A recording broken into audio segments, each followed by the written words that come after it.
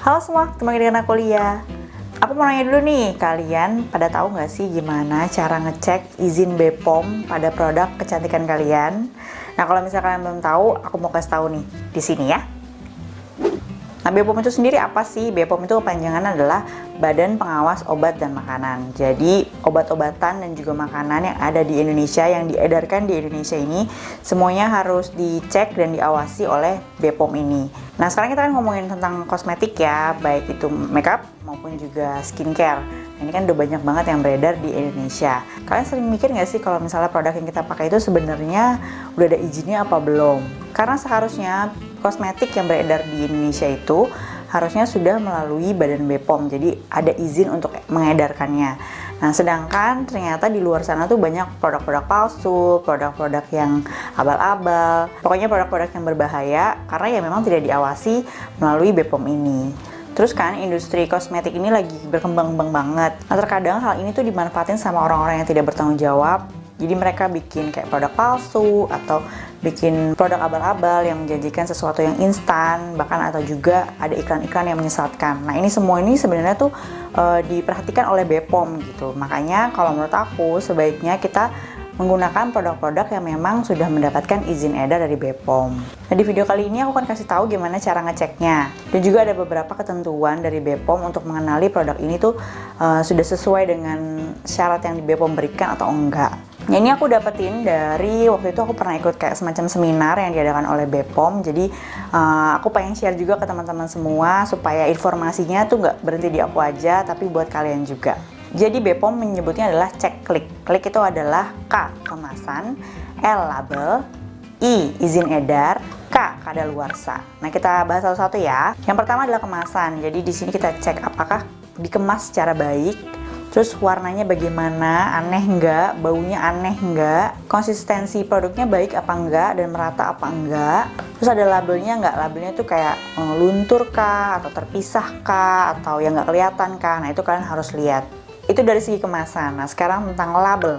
Label itu aku kebetulan bawa satu produk ini sebenarnya untuk contoh aja ya, bukan ini produknya gimana-gimana, enggak. Ini aku cuma buat contoh aja karena label itu berhubungan sama si sesuatu yang menempel di sini. Kamu juga bisa ya sekalian juga ambil produk kosmetik yang ada di kalian gitu, di sekitar kalian, terus sama-sama kita cek. Yang pertama adalah apakah dia ada namanya, nama si produknya. Nah, kalau di sini kan nih contohnya aku pakai produknya si Safi. Ini ada namanya Safi HD5 Rejuvenate and Brightening Gold Extract and Silk Protein. Ini kalau nggak salah yang night cream. Jadi jelas ya ada namanya. Bukan barang yang nggak jelas ini apa namanya gitu. Terus harus ada ukuran. Nah, jadi harus ada tuh nih kayak misalnya di sini ada tulisan 40 gram. Nah, ini juga yang kadang suka nggak ada, kadang juga ada, tapi ini harusnya ada. Jadi adalah tentang cara pemakaian atau kegunaan. Nah, itu biasanya dijelasin tuh tentang si produknya tuh gimana sih cara pakainya. Nah, ini terus fungsinya apa.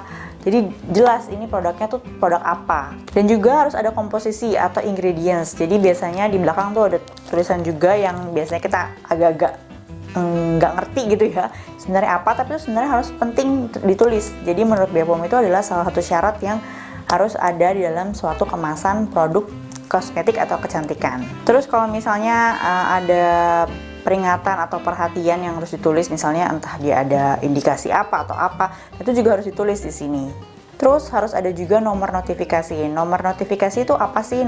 Nomor notifikasi itu adalah nomor yang diberikan oleh BPOM setelah si produknya itu setelah didaftarkan dan mendapatkan izin edar. Nah, itu dapat nomor notifikasinya. Ini adalah satu hal yang penting karena itu menunjukkan itu kalau produknya sudah terdaftar di BPOM.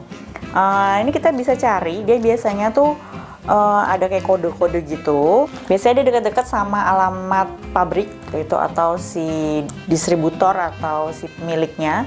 Nah, di sini ada tulisannya adalah POM NA 32160103668. Terus yang aku bilang tadi juga harus ada alamat dari si pemiliknya atau pemohon notifikasinya. Harus detail. Terus juga nama si pemohonnya tuh siapa, dan juga harus ada nomor batch dari produksi si produknya atau kode produksi, dan juga yang penting harus ada tanggal kadaluarsanya. Nah, coba tuh kalian cek di produk-produk yang kalian pakai itu ada apa enggak. Itu salah satu syarat yang diberikan oleh BPOM. Nah, cek yang ketiga adalah izin edar. Nah, itu yang tadi yang aku bilang nomor notifikasi. Jadi biasanya huruf N, terus belakangnya tuh ada beberapa bisa A, B, C, D, dan aku lupa sih persisnya. Tapi pastinya habis itu ada huruf lagi. Nah, habis itu di belakangnya ada 11 nomor. Cek yang terakhir adalah kadaluarsa. Jadi kita harus cek ada nggak sih tanggal kadaluarsanya. Itu penting banget. Nah, kalau misalnya semua tadi udah dicek dan ternyata semuanya ada, nah itu berarti sudah memenuhi ketentuan yang diberikan oleh BPOM. Nah, terus pengen tahu nih, bener nggak sih ini produknya terdaftar di BPOM apa enggak?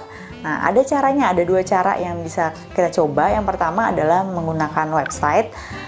Itu nanti akan aku kasih tahu gimana caranya. Aku ada tulis di blog aku. Kalian kalau mau lihat ada di bawah, aku taruh linknya.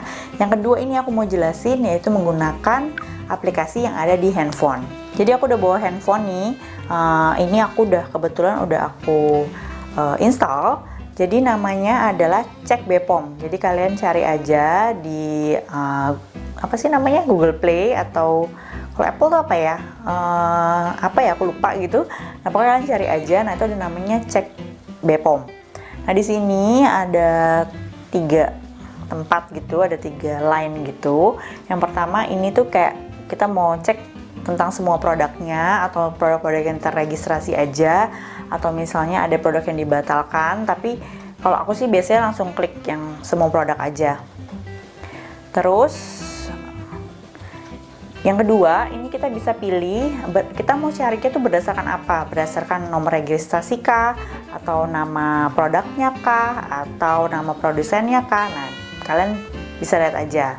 Nah, yang terakhir adalah kata kunci pencarian. Di sini kalian bisa cari apapun yang kalian pengen cari. Asal di line kedua itu kalian pilih dulu apa yang mau dicari. Misalnya aku pengen cari nama produk ya, berdasarkan nama produknya. Terus aku tulis di kata kunci pencariannya apa. Misalnya produk apa ya? Hada Labo yang biasa kita review ya. Misalnya Hada Labo, kita cari. Dia langsung keluar beberapa list. Ini memang nggak spesifik karena aku tulisnya Hada Labo doang. Kalau misalnya kalian pengen cari Hada Labo Gokyujun gitu, nah yang milknya, nah kalian bisa tulis gitu. Nanti disitu akan keluar lebih detail. Kalau di sini kan aku tadi karena cuma nulis Hada Labo aja, jadi di sini keluar nama-nama produk yang didaftarkan dengan kata kunci Hada Labo.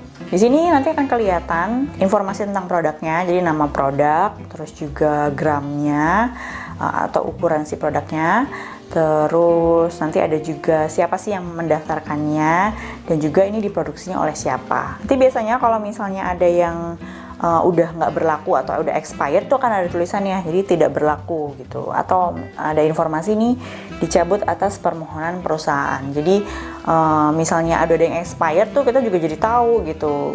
Itu pun misalnya kita bisa cek, oh ini udah expired nih si produknya, izin edarnya. Nah, itu kira-kira memang ada yang terbarukah, atau diperbarui lagi atau diperpanjang lagi kan. Nah, itu kita bisa kayak cross check lagi juga. Nah, kalau misalnya ternyata kalian kayak menemukan ada hal-hal yang aneh atau ganjil, atau kayak ada efek samping yang merugikan kalian atau gimana, itu sebenarnya kita bisa ngelapor loh ke BPOM. Ngelapor tuh bukan artinya kayak ngaduin yang ini harus dituntut atau apa, enggak, tapi lebih kayak kita kayak ngasih notifikasi ke BPOM untuk nih ada problem ini nih gitu. Terus nanti BPOM akan kayak mungkin mengusut gitu, atau ya benar-benar dia diperhatiin gitu. Jadi ini memang dari BPOM-nya sendiri yang memang punya bagian khusus untuk menangani hal-hal kayak efek samping atau laporan-laporan terkait tentang produk kecantikan. Nah, sekarang udah tahu kan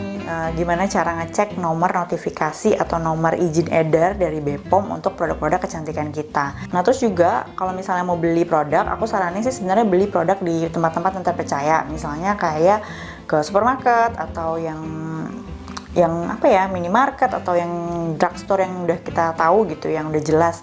Karena biasanya setahu aku tuh mereka itu mau masukin produk pun tuh harus ada izin BPOM-nya dulu. Mereka nggak bakal mau masukin produk-produk yang nggak ada izin edarnya.